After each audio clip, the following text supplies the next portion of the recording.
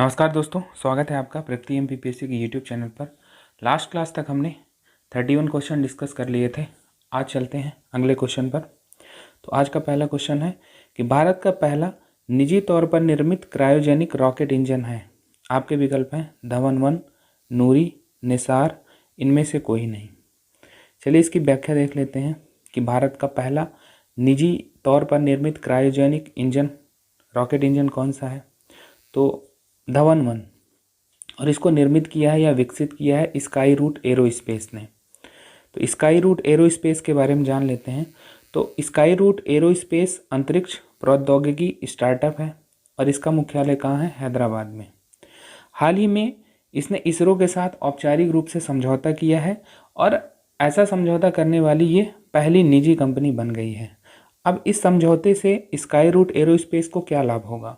तो समझौता इसको विभिन्न इसरो केंद्रों पर कई परीक्षण करने और सुविधाओं तक पहुंचने में सक्षम बनाएगा।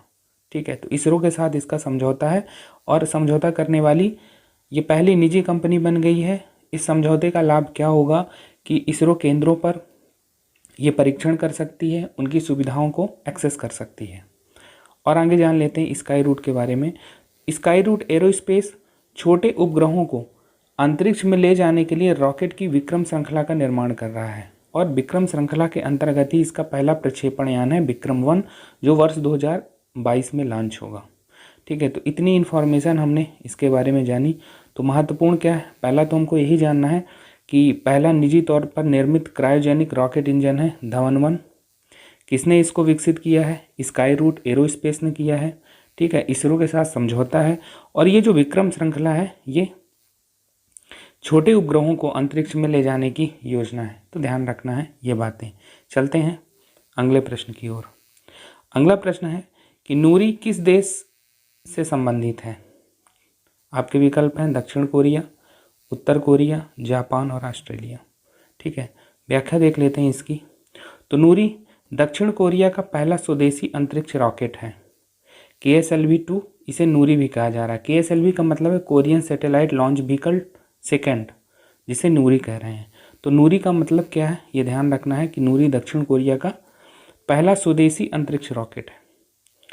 ध्यान रखना है। आगे चलते हैं तीसरे प्रश्न की ओर।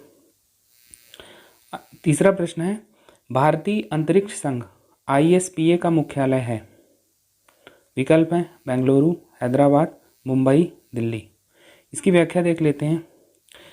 भारतीय अंतरिक्ष संघ इंडियन स्पेस एजेंसी ISPA भारतीय अंतरिक्ष और सैटेलाइट विनिर्माण कंपनियों के एक संघ का शुभारंभ अक्टूबर 2021 में प्रधानमंत्री द्वारा किया गया। क्या उद्देश्य है इंडियन स्पेस एजेंसी का? कि एरोस्पेस में निजी क्षेत्र की भागीदारी को बढ़ाना, और इसका मुख्यालय कहाँ है? बेंगलुरु। तो ध्यान रखना है ISPA के बारे में कि इसका मुख्यालय बेंगलुरु में है और ISPA के शुभारंभ का क्या उद्देश्य है कि एरोस्पेस में निजी क्षेत्र की भागीदारी को बढ़ाना। चलते हैं आगे, अगला क्वेश्चन देखते हैं। इंस्पायरेशन 4 का संबंध है SpaceX से, इसरो से, यूरोपियन स्पेस एजेंसी से, जापान JAXA स्पेस एजेंसी से। तो इसकी व्याख्या देख लेते हैं। SpaceX का पहला ऑल सिविलियन क्रू मिशन है इंस्पायरेशन 4 और सितंबर 2021 में से लॉन्च किया गया। यह पहली बार है जब एक पूर्णिया शौकिया चालक दल, मतलब शौक के लिए शौकिया चालक दल के साथ कक्षीय अंतरिक्ष उड़ान की गई, जिसका मतलब है बिना पेशेवर अंतरिक्ष यात्रियों की मदद से। तो ध्यान रखना है कि ये SpaceX का एक ऑल सिविलियन क्रू मिशन है जिसे इंस्पायरेशन 4 कहा गया है। ठीक है, आगे चलते हैं, अगला प्रश्न देखते हैं। अगला प्रश्न है दुनिया का पहला रीप्रोग्रामेबल कमर्शियल सैटेलाइट प्रक्षेपित किया गया है, और आपके विकल्प हैं SpaceX, ISRO, European space agency और JAXA। तो देख लेते हैं इसकी व्याख्या। तो प्रश्न है कि पहला रीप्रोग्रामेबल कमर्शियल सैटेलाइट किसके द्वारा प्रक्षेपित की गई है? यूरोपियन स्पेस एजेंसी, और ये जुलाई 2021 में ऐसा किया गया। क्या नाम है इसका? Eutelsat satellite quantum. ठीक है, तो इससे भी संबंधित प्रश्न पूछा जा सकता है कि यूटेलसैट क्वांटम का क्या मतलब है। तो आप इसमें बता सकते हैं कि यूरोपियन स्पेस एजेंसी द्वारा प्रक्षेपित ये दुनिया का पहला रीप्रोग्रामेबल कमर्शियल सैटेलाइट है, ठीक। और इसके बारे में इतना ही जानना है क्योंकि परीक्षा की दृष्टि से इतना ही महत्वपूर्ण है। चलते हैं आगे, अगला क्वेश्चन देखते हैं। निसार अर्थ ऑब्जर्विंग मिशन में कौन कौन से देश आपस में सहयोग कर रहे हैं, ठीक है। Bharat America, Bharat Japan, Japan America और भारत रूस। तो इसका सही विकल्प है भारत अमेरिका। निसार के बारे में आप जान लीजिए। निसार का मतलब है NASA ISRO synthetic aperture radar, और ये भारत अमेरिका इसमें सहयोग कर रहे हैं। निसार क्या उद्देश्य है इसका, ये अर्थ ऑब्जर्विंग मिशन है, अर्थ ऑब्जर्विंग सैटेलाइट कह सकते हैं आप इसे, यानी पृथ्वी की बारीकियों को ये ऑब्जर्व करेगा, ठीक है। तो यही इसका मुख्य उद्देश्य है। और आगे चलते हैं, अगला प्रश्न देखते हैं आज का। झुरोंग रोवर किस ग्रह में उतरा?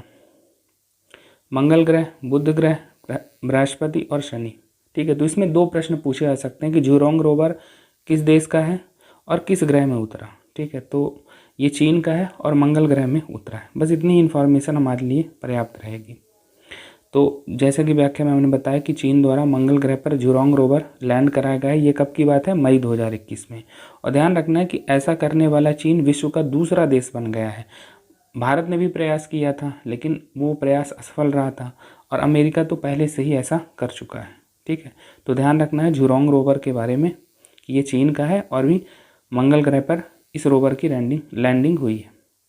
अगला प्रश्न देख लेते हैं। स्ट्रैटो लॉन्च है एक उपग्रह, हवाई जहाज, क्रायोजेनिक तकनीक, इनमें से कोई नहीं, ठीक। तो चलते हैं इसकी व्याख्या देख लेते हैं। स्ट्रैटो लॉन्च विश्व का सबसे बड़ा हवाई जहाज है, ठीक है।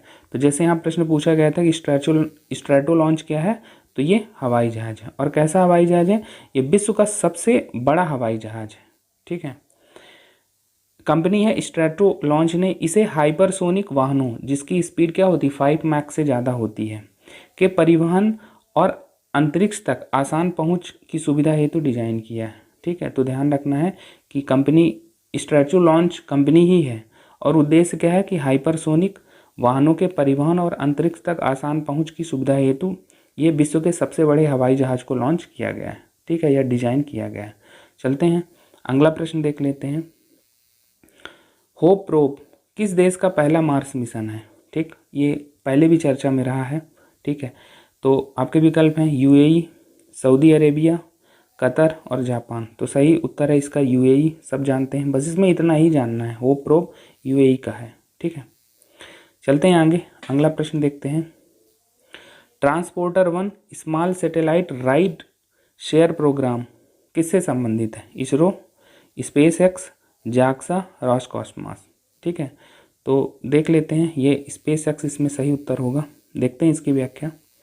स्पेस एक्स ने जनवरी 2021 में 143 छोटे उपग्रहों को ले जाने वाले ट्रांसपोर्टर 1 नामक राइड शेयर मिशन को सफलतापूर्वक लॉन्च किया। आप देखिए यहाँ 143 छोटे उपग्रहों को ये ले गया। तो इसके साथ ही स्पेस एक्स ने इसरो द्वारा 104 उपग्रहों को एक साथ लॉन्च करने का रिकॉर्ड तोड़ दिया है। इसरो ने ये कारनामा वर्ष 2017 में किया था, तो अब ये रिकॉर्ड टूट चुका है। अब ये रिकॉर्ड किसके नाम आ गया है? Space x.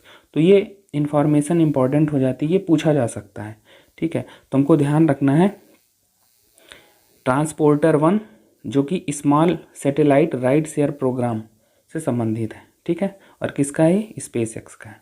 देखते हैं आज का अंतिम प्रश्न देख लेते हैं। जैसा कि हमने कहा था कि केवल 10 ही क्वेश्चन डिस्कस करेंगे, तो अगला क्वेश्चन है IXPE imaging X ray polarimetry explorer launch किया गया है नासा के द्वारा, इसरो के द्वारा, जाक्सा के द्वारा और रॉसकॉस्मॉस के द्वारा, ठीक है। तो इसकी व्याख्या देख लेते हैं। IXPE जैसा कि इसका फुल फॉर्म क्या है, फुल फॉर्म आप देखेंगे इमेजिंग एक्सरे पोलैरिमेट्री एक्सप्लोरर। ये अपनी तरह की पहली अंतरिक्ष एक्सरे वेधशाला है, ठीक है।